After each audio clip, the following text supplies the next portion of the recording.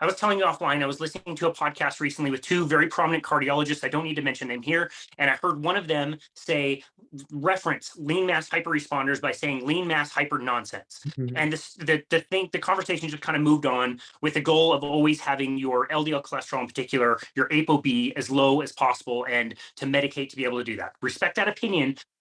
They answered one of my questions, which is, do they know about it? They acknowledged it. It's out there. They know. Okay. But I was really bummed that they didn't stop and like justify what do you mean? Can you say what you mean? I would love to hear. I want to hear the opinion. I don't have a dog in this fight. Like, I'm not a doctor. I'm a personal trainer. Like, but I appreciate the discussion. We had a panel of cardiology at Low Carb Denver, and people were disagreeing with each other, and it was fine. It was great to have that discussion. And so, do you feel pretty pessimistic that people are going to want to even look at this data subset when it comes out? Oh yeah. Oh my goodness, yes. I mean, the people who are wedded to, LDL is dangerous, ApoB is dangerous, and must be lowered are not going to open their eyes to this. If it is very positive or very encouraging results, okay, it was just a 1-year study. 1 year tells you nothing. Come back to me when you have a 20-year study. That's not reasonable right now, right? Like, instead, I think the reaction should be, hey, that is really interesting. I need to rethink this. Excuse me. I need to rethink this and see what we can do to learn more about it, as opposed to just automatic dismissal. But of course, there are going to be people who automatically dismiss it. And there are a number of reasons potentially for that we don't need to go into. But yes, that group of physicians definitely exists. Yeah, and it's a bummer, because what I see on the ground, like the friends that I make at these conferences have been really dear friends. One of them in particular, her name's Robin. She gave me permission to mention this on the show. She is one of these people in this small subset, again, not the majority, the minority, of when she eats a very strict, basically fully carnivorous diet. I was with her at dinner in Austin just this last weekend. I watched her order. Like, it's to the level she can't really even have spices. She only can eat meat. And the reason why she can only eat meat is because she is bipolar. Okay. So if she includes any carbohydrates in the diet, she expresses symptoms of bipolar. Mm-hmm. When she does that and eats very strict, her LDL cholesterol goes through the roof. And mm-hmm. That to me is a person. She has a wonderful family. I was able to meet the husband and all her friends. And this life has to make a decision. Am I okay walking around with LDL in sky high, but I don't express bipolar? Or should I eat carbohydrates and become bipolar? That's who I think of when I think of these situations. And she has to acknowledge, and she told me this. I was sure to clarify this. I asked her, if you were going to drop dead of a heart attack tomorrow, would you change your lifestyle in any particular way? She said, absolutely not. That's who needs to hear this message and know that it's potentially okay for your LDL cholesterol to go that high, and you will be fine.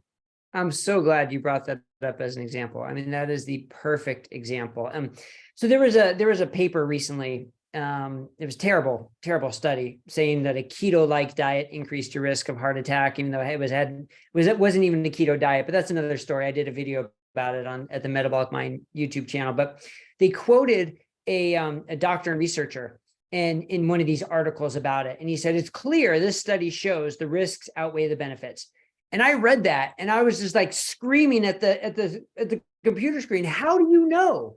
How do you know what the risk that the risks outweigh the benefits unless you know the benefits? And that is a perfect example. I mean, we have here at Metabolic Mind, we are working with so many people who have not been able to find any treatment for their anorexia for 15, 20 plus years, their bipolar disorder, their schizophrenia, and they found nutritional ketosis. And nutritional ketosis was the one thing that helped them recover, put diseases into remission that most people think can never go into remission, to live a normal life again. Who am I to say the risk of an elevated LDL is higher than the benefits? Absolutely not. These people got their lives back.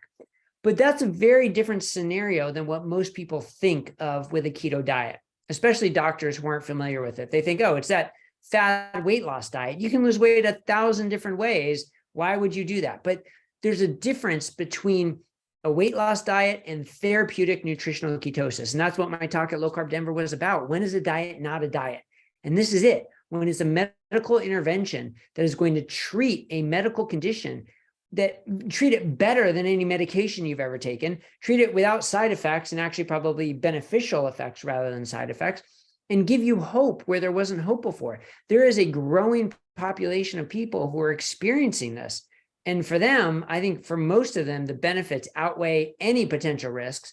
And that's why this science is so important, so we can better define those risks to better weigh that risk benefit calculation. But we absolutely need to know the benefits, and they are enormous for so many people and so many families. So at Metabolic Mind, we're a nonprofit initiative of Baszucki Group. And we are, I mean, thank goodness for the Baszucki family who are so generous with their time and their energy and to create Metabolic Mind, but it came from their personal journey as a family, because, you know, here they are, a very intelligent mother and father, very successful, and their son was struggling with a severe case of bipolar 1 disorder and was not getting treatment to allow him to get back to his life. And these are the type of stories that frequently end tragically. Fortunately for them, it wasn't tragically, and they found nutritional ketosis, and that started him on his path to recovery. And now he has no stigmata of mental illness. He's living a full and complete life, which Jan, his mother, says she was convinced he would never live that life again. She was convinced